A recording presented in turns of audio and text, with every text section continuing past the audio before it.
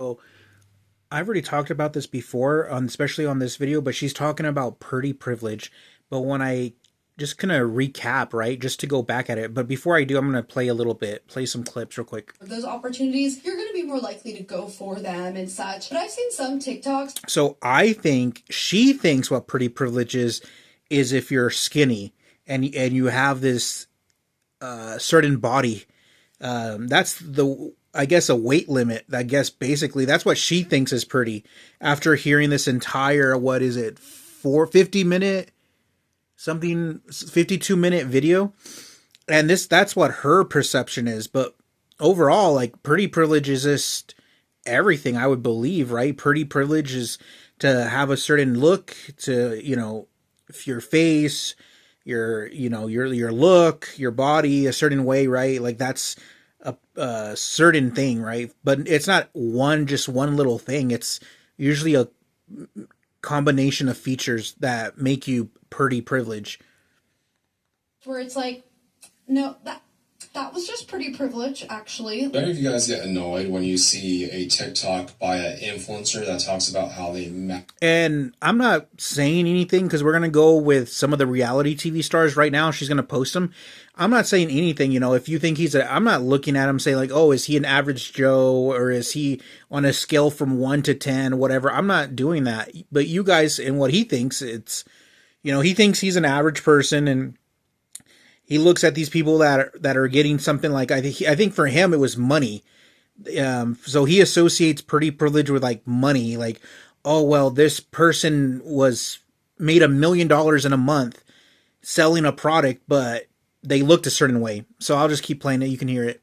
manifested their dream job or $1 million in a month or their dream partner. And then you look at the influencer and they're like a really attractive person. I find that really annoying because I always roll my eyes when I see that shit. They always. Well, the reason I say that, it's like, it's true for certain things. Like, for example, Kris Jenner, right? And Kris Jenner, if you really just understand it, how she met this guy, very prominent lawyer, businessman, Beverly Hills resident. And here she comes and, he's offered to marry her. And then after that, of course, about, the Olympic gold medalist. And then she does, and it just continues to go on. But like with Kris Jenner, obviously she is a really beautiful woman. So regardless of that, one thing that she had was that she is a really beautiful woman. So, and if you look at the Kardashians and the Jenners, I mean, none of them are ugly and they're all pretty. So that's what I mean. It's some of those things, it's just, I guess, associated or complementary.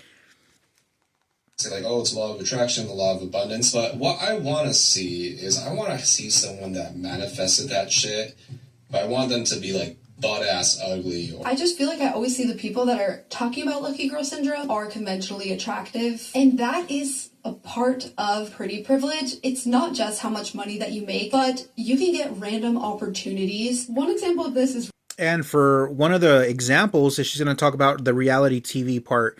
But the issue with that for me is I think that's so objective or subjective, right? And if you look at these, because I'll slow it down real quick. This is reality TV. Hold on. Think of people cast for The Bachelor. So like obviously she's going to talk about The Bachelor and then Love Island, which we zoom in and like from afar, it could be maybe because of the colors or just the mindset, or you say something like, oh, these are pretty people, these are pretty privileged. But honestly, they're in their, their dresses and gowns, they're all, but I mean, we all know that, the makeup helps you look better and all that. Like it's just the camera, they have a team, obviously, production. And so if you start looking at this, we're not going to do it, but I'm saying we can go one by one and say like, oh, is this person pretty, or this person, qualify as pretty privileged. But even if we look at the guy as well, it's the same thing. And, this one, not so much since there's only one guy in there, but we'll continue it. Like, so you can see Love Island, right?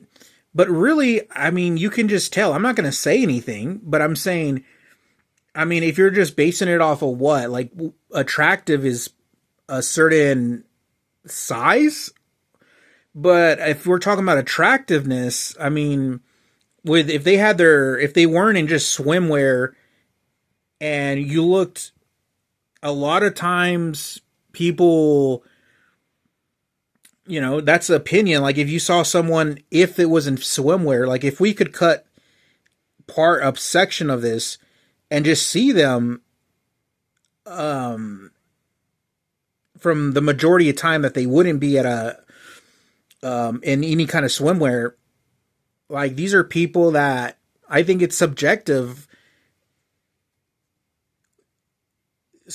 I don't think it's just like, oh, if you're a certain size or you have a certain look. I mean, I'm not saying anything, but I think you can start to tell when you start.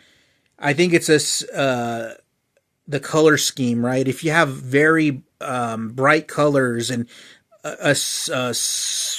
basically an assortment of colors, it's just a drawing. All this is what they use to attract people is bright colors, and that's why with like fireworks, and if you go to like Disney worlds and Disneyland, they really do this to create that attention to draw you in, right? And they're not casting ugly people. And she says they're not casting ugly people, but I mean, I don't know if you're just basing it off a certain look or things like that. You can just tell that. I mean, it's so subjective. When you really look, it's just so subjective where there's a lot of people that what you would see on a majority, I'm not talking about this, but individually, if we had a poll or even in person, because this is just a photo and we all know this is not how they really look. And we all know about filters and we all know about editing. And so like, they don't really look like this in person. If you saw them, are you going to see, I'm not going to go on and talk about it, but you guys know the point, there's going to be flaws in complexion and hair. Like, what I'm talking about. Random opportunities. People are just generally nicer to you. You might get random stuff for free. But I think that, especially in a place like where she lives in Los Angeles, that's very, I guess, two-sided because first of all, these opportunities that they're getting, in what sense, right? So we already know about different things, right, that happen. I'm not going to mention any of them, but you already know. So those are not really opportunities. Those are being used, right? Just like other platforms, it's just money machine greed, right? Like you have to give something to receive something or vice versa. But that's a cycle, and that's a form of abuse and a disregard for morals. But in other ways, yeah, you can. I've seen it before happen, especially with teenagers or young boys or young men, I guess you would say. Is one time, we're going to this restaurant and the guy that was working there was overly like excited and there was this woman. She's a little bit of an older, not an older woman, but older than he was, right? I don't know how old he was. He could have been in his, early 20s, late teens. And he was very talkative, right? And giving her discounts and trying to, and I could tell, when you're older and if you played the game for a certain amount of time, to be able to get, discounts or free, whatever it is, right? Free food, free drinks. They're older. They're going to manipulate the system, or not system, but they're going to manipulate him to believe that basically they're going to turn his kindness into what they can get out of it, right? Benefit from it, a free meal, a free, whatever it is.